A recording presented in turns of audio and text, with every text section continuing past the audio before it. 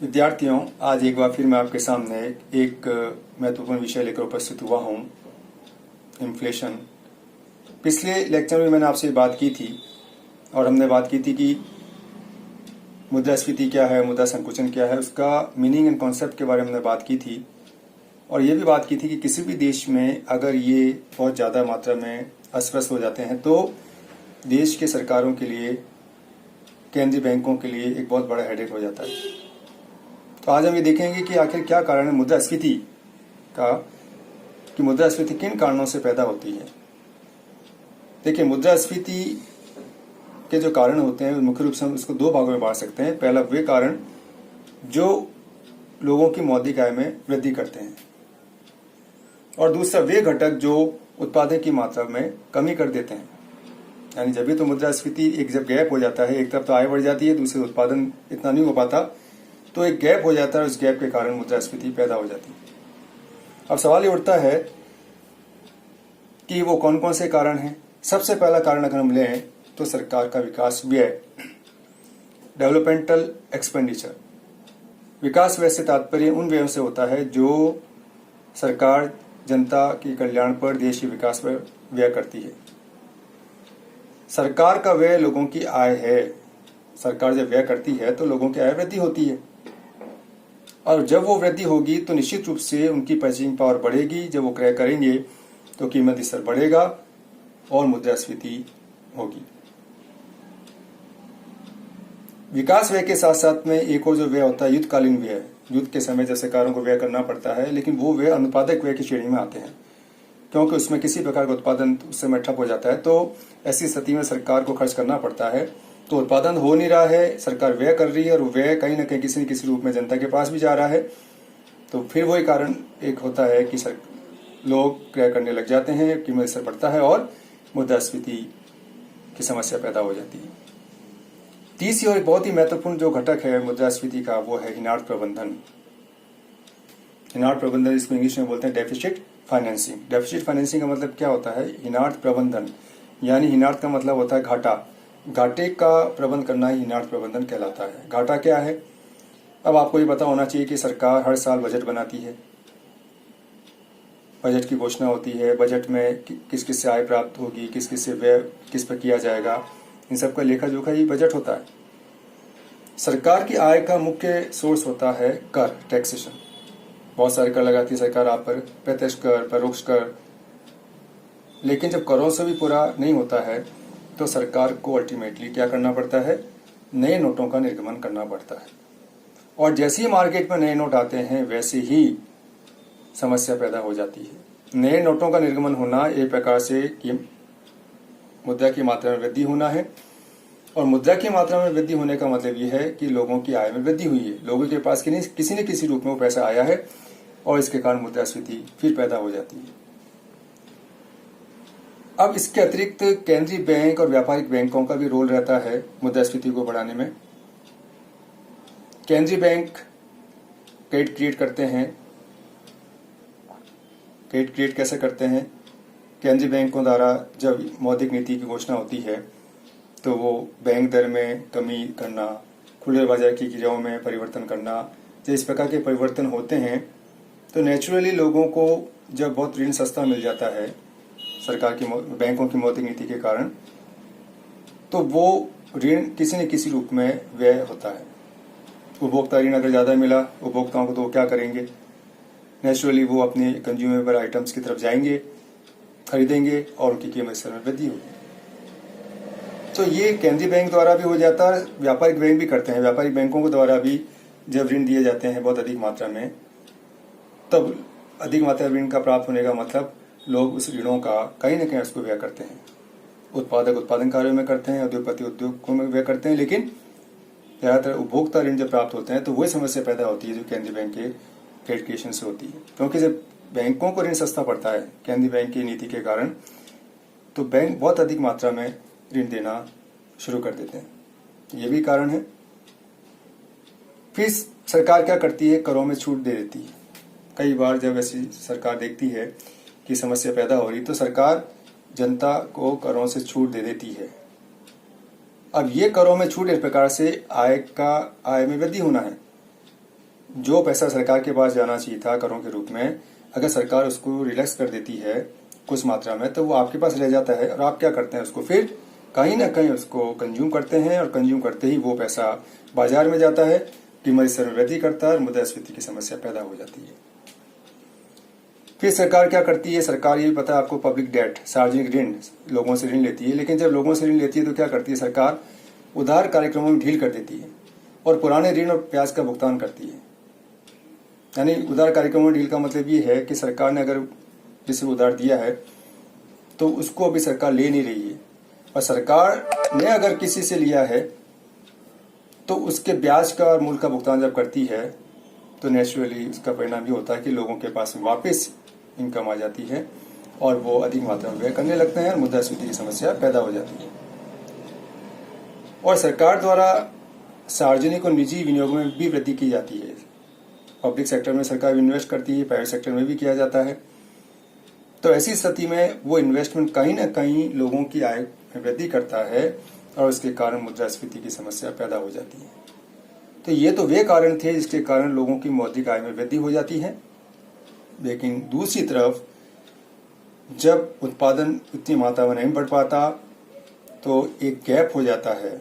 अब उत्पादन क्यों नहीं बढ़ पाता, इसके बहुत सारे कारण हैं। सबसे पहली बात करें हम नेचुरल कैलामिटीज, प्राकृतिक प्रकोप। आप देख रहे हैं अभी कोरोना टाइम में, कोरोना के का ये एक प्राकृतिक प्रकोप है, एक प्रकार का कैलामिटी है। अब इसके कारण क्या समस्या हो रही है, हालांकि इसमें तो ये भी हुआ है कि अगर उत्पादन कम हुआ है तो लोगों की आय में भी कमी हो गई है, तो एक बैलेंस तो हो गया। लेकिन कई बार ऐसा होता है कि प्राकृतिक प्रकोप के कारण जब उद्योग नष्ट हो जाते हैं, उत्पादन हो नहीं पाता, तो उत्पादन में कमी आ जाती है, वस्तुओं की आपूर्ति में कमी आ जाती है। लेकिन दूसरी तरफ जब इनकम लोगों की सेम रहती है तो एक गैप होने के कारण कीमत बढ़ेगी। ये आपको मैंने पहले भी बताया था और आप फर्स्ट में पढ़ कर आए हैं कि अर्थशास्त्र का सीधा सा नियम है कि अगर किसी वस्तु की मांग बढ़ती है तो उसकी कीमत बढ़ेगी ही। ये सीधा सा मांग का जो नियम होता है। और ये भी हम कह सकते हैं कि कीमत बढ़ती है तो मांग कम हो जाती है, कीमत कम होती है तो मांग बढ़ जाती है। तो ये हम देखते हैं प्राकृतिक प्रकोप। उसके बाद में हम बात करते हैं औद्योगिक संकट। अब उद्योगों में कई बार आए दिन तालाबंदी हो जाती है, लड़ाई झगड़े होते हैं, श्रमिक स्ट्राइक कर देते हैं, अशांति पैदा हो जाती है, जिसके कारण उत्पादन में एक व्यवधान पैदा हो जाता है और वो व्यवधान होने के कारण उत्पादन की मात्रा में कमी होने से मुद्रास्फीति पैदा हो जाती है। अब सरकार की जो नीतियां भी हैं वो भी कई बार मुद्रास्फीति को पैदा कर देती हैं। सरकार की एक नीति अगर ये होती है उद्योगों के प्रति, लाइसेंसिंग में या लाइसेंस देने में देरी कर देना, तो जब लाइसेंस उद्योगों को जब देरी हो जाती है तब उत्पादन शुरू नहीं हो पाता, और उत्पादन शुरू नहीं हो पाता तो इसके कारण लोगों की आय वैसी है लेकिन कीमत वस्तु की आपूर्ति है उसमें कमी आ जाती है और उसके कारण मुद्रास्फीति पैदा हो जाती है। फिर हम बात करें सरकार की व्यापारिक नीति की, बात करें कॉमर्शियल पॉलिसी की भी। कई बार सरकार क्या करती है, फॉरेन एक्सचेंज को प्राप्त करने के लिए निर्यातों को बढ़ावा देती है, आयातों को हतोत्साहित कर देती है। ऐसा कई बार होता है, कई देशों में समस्या होती है और भारत में भी विशेष रूप से समस्या कई बार देखी गई है फॉरेन एक्सचेंज की। तो क्या होता है, एक्सपोर्ट सरकार बढ़ाती है। एक्सपोर्ट का मतलब ये हुआ कि हमारे यहाँ से जो वस्तु हम उत्पादित कर रहे हैं हम विदेशों में भेज रहे हैं विदेशी मुद्रा प्राप्त करने के लिए, और दूसरी तरफ आयातों को डिस्करेज कर रहे हैं, आयातों को हम कंट्रोल कर रहे हैं। अब इसका परिणाम ये हुआ कि आपके देश में कई वस्तुओं का अभाव पैदा हो जाता है जिनके कारण कीमत स्तर बढ़ जाता है और मुद्रास्फीति की समस्या पैदा हो जाती है। आप देखते हैं हमारे यहाँ पे जैसे चाय है, चाय भारत एक बहुत बड़ा उत्पादक देश है, लेकिन चूंकि ये चाय विदेशों में भी जाती है तो चाय की कीमत स्तर में इतनी कमी नहीं आती, तो आप देखते हैं तो ये भी एक कारण होता है। फिर बात आती है संग्रह की प्रवृत्ति की। अब व्यापारियों की जो हम देखें तो व्यापारी क्या करते हैं, होर्डिंग की जो प्रॉब्लम है, संग्रह करके कई बार कृत्रिम अभाव पैदा कर देते हैं। आपने देखा होगा कई बार कि जानबूझ के वस्तुओं की कमी नहीं होती है लेकिन उसका स्टॉक इस प्रकार से कर लिया जाता है ताकि कीमत इससे बढ़े, और बड़ी कीमतों में जो उनको फायदा होना शुरू हो जाता है तो इससे क्या होता है कि मुद्रास्फीति पैदा हो जाती है। हालांकि सरकार इसके लिए बहुत कोशिश करती है, बहुत नियम भी बनाया सरकार ने, लेकिन फिर भी कहीं ना कहीं स्टॉक क्रिएट करके मुद्रास्फीति को पैदा कर दिया जाता है। फिर क्या होता है, उत्पादन लागत में वृद्धि हो जाती है। कई बार आपकी मशीन, पुरानी मशीन से आप काम करते हैं, ओल्ड टेक्निक से आप काम करते हैं, तो आपका उत्पादन लागत बढ़ जाता है, क्योंकि आपकी उत्पत्ति हाथ से लागू हो जाता है।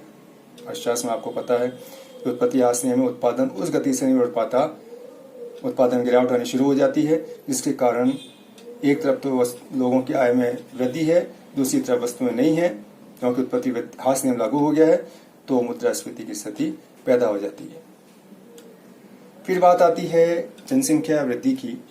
जब देश में पॉपुलेशन बढ़ेगी तो नेचुरली कीमत स्तर तो बढ़ेगा ही। जनसंख्या बढ़ने के साथ साथ में मांग में वृद्धि होती है, अब वो मांग कीमतों में वृद्धि कर देती है, और कीमत में वृद्धि होने के साथ साथ मुद्रास्फीति की समस्या पैदा हो जाती है। फिर कुछ ऐसे परिवर्तन होते हैं, टेक्नोलॉजिकल चेंजेस, यानी क्या होता है कि पुरानी तकनीक को हम समाप्त करके नई तकनीक अडॉप्ट करते हैं, तो एक परिवर्तन में एक समय चाहिए होता है, एक गैप चाहिए होता है। एक तरफ हमने ओल्ड टेक्निक को हमने खत्म किया और दूसरी तरफ नई टेक्निक को हम पूरी तरह अडॉप्ट नहीं कर पाए। अब इन दोनों के बीच में एक गेस्टेशन पीरियड हो जाता है, जिसके कारण वस्तुओं का अभाव पैदा हो जाता है, उत्पादन नहीं हो पाता है।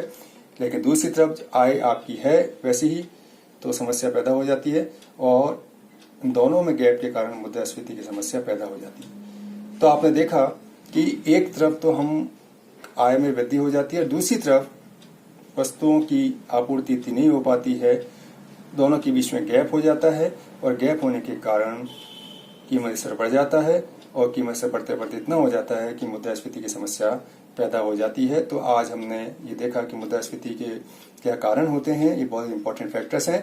आप पढ़ें इसको। अगली बार हम फिर नए विषय पर बात करेंगे। धन्यवाद।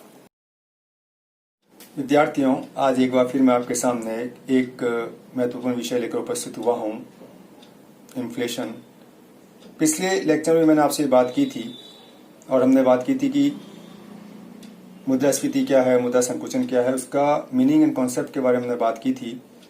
और ये भी बात की थी कि किसी भी देश में अगर ये बहुत ज़्यादा मात्रा में अस्त हो जाते हैं, तो देश के सरकारों के लिए, केंद्रीय बैंकों के लिए एक बहुत बड़ा हेडेक हो जाता है। तो आज हम ये देखेंगे कि आखिर क्या कारण है मुद्रास्फीति का, कि मुद्रास्फीति किन कारणों से पैदा होती है। देखिए, मुद्रास्फीति के जो कारण होते हैं मुख्य रूप से हम इसको दो भागों में बांट सकते हैं। पहला वे कारण जो लोगों की मौद्रिक आय में वृद्धि करते हैं, और दूसरा वे घटक जो उत्पादन की मात्रा में कमी कर देते हैं। यानी जब भी तो मुद्रास्फीति एक जब गैप हो जाता है, एक तरफ तो आय बढ़ जाती है, दूसरे उत्पादन इतना नहीं हो पाता, तो एक गैप हो जाता है, उस गैप के कारण मुद्रास्फीति पैदा हो जाती है। अब सवाल ये उठता है कि वो कौन कौन से कारण हैं। सबसे पहला कारण अगर हम लें तो सरकार का विकास व्यय, डेवलपमेंटल एक्सपेंडिचर। विकास व्यय से तात्पर्य उन व्ययों से होता है जो सरकार जनता के कल्याण पर, देश के विकास पर व्यय करती है। सरकार का व्यय लोगों की आय है। सरकार जब व्यय करती है तो लोगों की आय वृद्धि होती है, और जब वो वृद्धि होगी तो निश्चित रूप से उनकी परचेजिंग पावर बढ़ेगी। जब वो क्रय करेंगे तो कीमत स्तर बढ़ेगा और मुद्रास्फीति होगी। विकास व्यय के साथ साथ में एक और जो व्यय होता है युद्धकालीन व्यय। युद्ध के समय जब सरकारों को व्यय करना पड़ता है, लेकिन वो व्यय अनुत्पादक व्यय की श्रेणी में आते हैं, क्योंकि उसमें किसी प्रकार का उत्पादन उस समय ठप हो जाता है। तो ऐसी स्थिति में सरकार को खर्च करना पड़ता है। तो उत्पादन हो नहीं रहा है, सरकार व्यय कर रही है, और व्यय कहीं ना कहीं किसी न किसी रूप में जनता के पास भी जा रहा है। तो फिर वही कारण एक होता है कि लोग क्रय करने लग जाते हैं, कीमत स्तर बढ़ता है और मुद्रास्फीति की समस्या पैदा हो जाती है। तीसरी और बहुत ही महत्वपूर्ण जो घटक है मुद्रास्फीति का, वो है हिनार्थ प्रबंधन। हिनार्थ प्रबंधन, इसको इंग्लिश में बोलते हैं डेफिसिट फाइनेंसिंग। डेफिसिट फाइनेंसिंग का मतलब क्या होता है? हिनार्थ प्रबंधन, यानी हिनार्थ का मतलब होता है घाटा। घाटे का प्रबंध करना ही हिनार्थ प्रबंधन कहलाता है। घाटा क्या है? अब आपको ये पता होना चाहिए कि सरकार हर साल बजट बनाती है, बजट की घोषणा होती है, बजट में किस किस से आय प्राप्त होगी, किस किस से व्यय किस पर किया जाएगा, इन सब का लेखा जोखा ही बजट होता है। सरकार की आय का मुख्य सोर्स होता है कर, टैक्सेशन। बहुत सारे कर लगाती है सरकार आप पर, प्रत्यक्ष कर, परोक्ष कर। लेकिन जब करों से भी पूरा नहीं होता है तो सरकार को अल्टीमेटली क्या करना पड़ता है? नए नोटों का निर्गमन करना पड़ता है, और जैसे ही मार्केट में नए नोट आते हैं वैसे ही समस्या पैदा हो जाती है। नए नोटों का निर्गमन होना एक प्रकार से मुद्रा की मात्रा में वृद्धि होना है, और मुद्रा की मात्रा में वृद्धि होने का मतलब यह है कि लोगों की आय में वृद्धि हुई है, लोगों के पास किसी न किसी रूप में वो पैसा आया है, और इसके कारण मुद्रास्फीति फिर पैदा हो जाती है। अब इसके अतिरिक्त केंद्रीय बैंक और व्यापारिक बैंकों का भी रोल रहता है मुद्रास्फीति को बढ़ाने में। केंद्रीय बैंक क्रेडिट क्रिएट करते हैं। क्रेडिट क्रिएट कैसे करते हैं? केंद्रीय बैंकों द्वारा जब मौद्रिक नीति की घोषणा होती है तो वो बैंक दर में कमी करना, खुले बाजार की क्रियाओं में परिवर्तन करना, जब इस प्रकार के परिवर्तन होते हैं तो नेचुरली लोगों को जब बहुत ऋण सस्ता मिल जाता है सरकार की बैंकों की मौद्रिक नीति के कारण, तो वो ऋण किसी न किसी रूप में व्यय होता है। उपभोक्ता ऋण अगर ज़्यादा मिला उपभोक्ताओं को तो वो क्या करेंगे? नेचुरली वो अपने कंज्यूमेबल आइटम्स की तरफ जाएंगे, खरीदेंगे और उनकी कीमत स्तर में वृद्धि होगी। तो ये केंद्रीय बैंक द्वारा भी हो जाता है, व्यापारिक बैंक भी करते हैं। व्यापारिक बैंकों के द्वारा भी जब ऋण दिए जाते हैं बहुत अधिक मात्रा में, तब अधिक मात्रा ऋण का प्राप्त होने का मतलब लोग उस ऋणों का कहीं न कहीं उसको व्यय करते हैं। उत्पादक उत्पादन कार्यों में करते हैं, उद्योगपति उद्योगों में व्यय करते हैं, लेकिन ज़्यादातर उपभोक्ता ऋण जब प्राप्त होते हैं तो वही समस्या पैदा होती है जो केंद्रीय बैंक के क्रेडिट क्रिएशन से होती है। क्योंकि जब बैंकों को ऋण सस्ता पड़ता है केंद्रीय बैंक की नीति के कारण, तो बैंक बहुत अधिक मात्रा में ऋण देना शुरू कर देते हैं। ये भी कारण है। फिर सरकार क्या करती है? करों में छूट दे देती है। कई बार जब ऐसी सरकार देखती है कि समस्या पैदा हो रही तो सरकार जनता को करों से छूट दे देती है। अब ये करों में छूट इस प्रकार से आय में वृद्धि होना है। जो पैसा सरकार के पास जाना चाहिए था करों के रूप में, अगर सरकार उसको रिलैक्स कर देती है कुछ मात्रा में, तो वो आपके पास रह जाता है और आप क्या करते हैं? उसको फिर कहीं ना कहीं उसको कंज्यूम करते हैं, और कंज्यूम करते ही वो पैसा बाजार में जाता है, कीमत स्तर में वृद्धि करता है और मुद्रास्फीति की समस्या पैदा हो जाती है। फिर सरकार क्या करती है? सरकार, ये भी पता है आपको, पब्लिक डेट, सार्वजनिक ऋण, लोगों से ऋण लेती है। लेकिन जब लोगों से ऋण लेती है तो क्या करती है सरकार? उधार कार्यक्रमों में ढील कर देती है और पुराने ऋण और ब्याज का भुगतान करती है। यानी उधार कार्यक्रमों में ढील का मतलब ये है कि सरकार ने अगर किसी को उधार दिया है तो उसको अभी सरकार ले नहीं रही है, और सरकार ने अगर किसी से लिया है तो उसके ब्याज का और मूल का भुगतान जब करती है तो नेचुरली उसका परिणाम ये होता है कि लोगों के पास वापस इनकम आ जाती है और वो अधिक मात्रा में व्यय करने लगते हैं और मुद्रास्फीति की समस्या पैदा हो जाती है। और सरकार द्वारा सार्वजनिक और निजी विनियोग में भी वृद्धि की जाती है। पब्लिक सेक्टर में सरकार इन्वेस्ट करती है, प्राइवेट सेक्टर में भी किया जाता है। तो ऐसी स्थिति में वो इन्वेस्टमेंट कहीं ना कहीं लोगों की आय में वृद्धि करता है और उसके कारण मुद्रास्फीति की समस्या पैदा हो जाती है। तो ये तो वे कारण थे जिसके कारण लोगों की मौद्रिक आय में वृद्धि हो जाती है। लेकिन दूसरी तरफ जब उत्पादन इतनी मात्रा में नहीं बढ़ पाता तो एक गैप हो जाता है। अब उत्पादन क्यों नहीं बढ़ पाता? इसके बहुत सारे कारण हैं। सबसे पहली बात करें हम नेचुरल कैलामिटीज, प्राकृतिक प्रकोप। आप देख रहे हैं अभी कोरोना टाइम में, कोरोना के का ये प्राकृतिक प्रकोप एक प्रकार का कैलामिटी है। अब इसके कारण क्या समस्या हो रही है? हालांकि इसमें तो ये भी हुआ है कि अगर उत्पादन कम हुआ है तो लोगों की आय में भी कमी हो गई है, तो एक बैलेंस तो हो गया। लेकिन कई बार ऐसा होता है कि प्राकृतिक प्रकोप के कारण जब उद्योग नष्ट हो जाते हैं, उत्पादन हो नहीं पाता, तो उत्पादन में कमी आ जाती है, वस्तुओं की आपूर्ति में कमी आ जाती है। लेकिन दूसरी तरफ जब इनकम लोगों की सेम रहती है तो एक गैप होने के कारण कीमत बढ़ेगी। आपको मैंने पहले भी बताया था और आप फर्स्ट में पढ़ कर आए हैं कि अर्थशास्त्र का सीधा सा नियम है कि अगर किसी वस्तु की मांग बढ़ती है तो उसकी कीमत बढ़ेगी ही। ये सीधा सा मांग का जो नियम होता है। और ये भी हम कह सकते हैं कि कीमत बढ़ती है तो मांग कम हो जाती है, कीमत कम होती है तो मांग बढ़ जाती है। तो ये हम देखते हैं प्राकृतिक प्रकोप। उसके बाद में हम बात करते हैं औद्योगिक संकट। अब उद्योगों में कई बार आए दिन तालाबंदी हो जाती है, लड़ाई झगड़े होते हैं, श्रमिक स्ट्राइक कर देते हैं, अशांति पैदा हो जाती है, जिसके कारण उत्पादन में एक व्यवधान पैदा हो जाता है और वो व्यवधान होने के कारण उत्पादन की मात्रा में कमी होने से मुद्रास्फीति पैदा हो जाती है। अब सरकार की जो नीतियां भी हैं वो भी कई बार मुद्रास्फीति को पैदा कर देती हैं। सरकार की एक नीति अगर ये होती है उद्योगों के प्रति लाइसेंसिंग में या लाइसेंस देने में देरी कर देना, तो जब लाइसेंस उद्योगों को जब देरी हो जाती है तब उत्पादन शुरू नहीं हो पाता, और उत्पादन शुरू नहीं हो पाता तो इसके कारण लोगों की आय वैसी है, लेकिन कीमत वस्तु की आपूर्ति है उसमें कमी आ जाती है और उसके कारण मुद्रास्फीति पैदा हो जाती है। फिर हम बात करें सरकार की व्यापारिक नीति की, बात करें कॉमर्शियल पॉलिसी की भी। कई बार सरकार क्या करती है, फॉरेन एक्सचेंज को प्राप्त करने के लिए निर्यातों को बढ़ावा देती है, आयातों को हतोत्साहित कर देती है। ऐसा कई बार होता है, कई देशों में समस्या होती है और भारत में भी विशेष रूप से समस्या कई बार देखी गई है फॉरेन एक्सचेंज की। तो क्या होता है, एक्सपोर्ट सरकार बढ़ाती है। एक्सपोर्ट का मतलब ये हुआ कि हमारे यहाँ से जो वस्तुएं हम उत्पादित कर रहे हैं हम विदेशों में भेज रहे हैं विदेशी मुद्रा प्राप्त करने के लिए, और दूसरी तरफ आयातों को डिस्करेज कर रहे हैं, आयातों को हम कंट्रोल कर रहे हैं। अब इसका परिणाम ये हुआ कि आपके देश में कई वस्तुओं का अभाव पैदा हो जाता है, जिनके कारण कीमत स्तर बढ़ जाता है और मुद्रास्फीति की समस्या पैदा हो जाती है। आप देखते हैं हमारे यहाँ पे जैसे चाय है, चाय भारत एक बहुत बड़ा उत्पादक देश है, लेकिन चूंकि ये चाय विदेशों में भी जाती है तो चाय की कीमत स्तर में इतनी कमी नहीं आती जितना आप देखते हैं, तो ये भी एक कारण होता है। फिर बात आती है संग्रह की प्रवृत्ति की।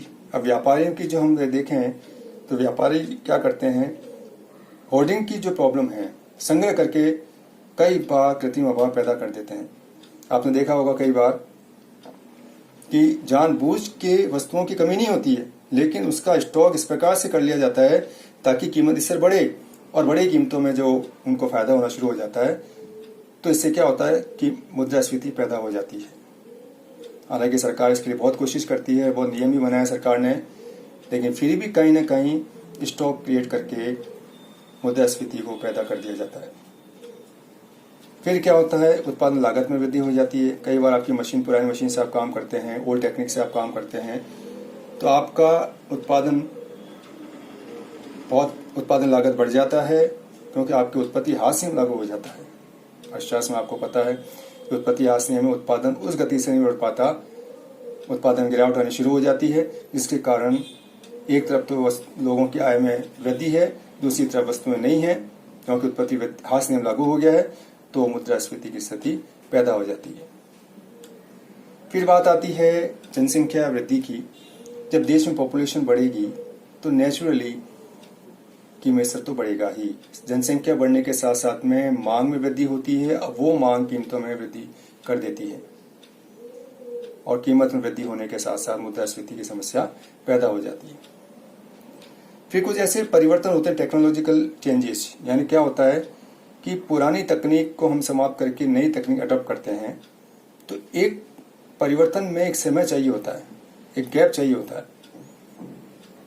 एक तरफ हमने ओल्ड टेक्निक को हमने खत्म किया और दूसरी तरफ नई टेक्निक को हम पूरी तरह अडॉप्ट नहीं कर पाए। अब इन दोनों के बीच में एक गेस्टेशन पीरियड हो जाता है, जिसके कारण वस्तुओं का अभाव पैदा हो जाता है, उत्पादन नहीं हो पाता है, लेकिन दूसरी तरफ आय आपकी है वैसी ही, तो समस्या पैदा हो जाती है, और इन दोनों में गैप के कारण मुद्रास्फीति की समस्या पैदा हो जाती है। तो आपने देखा कि एक तरफ तो हम आय में वृद्धि हो जाती है, दूसरी तरफ वस्तुओं की आपूर्ति इतनी नहीं हो पाती है, दोनों के बीच में गैप हो जाता है, और गैप होने के कारण कीमत स्तर बढ़ जाता है, और कीमत स्तर बढ़ते बढ़ते इतना हो जाता है कि मुद्रास्फीति की समस्या पैदा हो जाती है। तो आज हमने ये देखा कि मुद्रास्फीति के क्या कारण होते हैं, ये बहुत इंपॉर्टेंट फैक्टर्स हैं।